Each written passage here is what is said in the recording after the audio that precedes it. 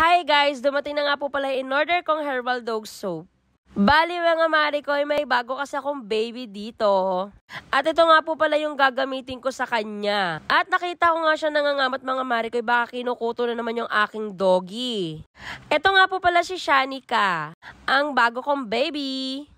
At palagay ko talaga mga mari ko, gusto niya rin talagang maligo at sobrang init kasi ng panahon ngayon. Sa mga naghahanap ng sabon na to mga mari ko, meron dito sa yellow basket natin. Actually mga mari ko, matagal ko na to talagang ginagamit sa mga doggy na inaalagaan ko. Ang kinaganda kasi dito talaga mga mari ko is nawawala talaga yung mga kuto ng mga doggy natin. Lalo na kung matinding init ngayon mga mari ko, uso na naman yung mga garapata. Siyempre mga mari ko, kawawa naman yung mga babies natin kung makikita natin silang kamot ng kamot. Kaya habang maaga pa mga mari ko, gamitin nyo na tong sabon na to. Ayan mga mari ko, nililinis ko ang muta ng aking puppy. At yun na nga mga mari ko, may lumabas na nga pong kuto sa kanya.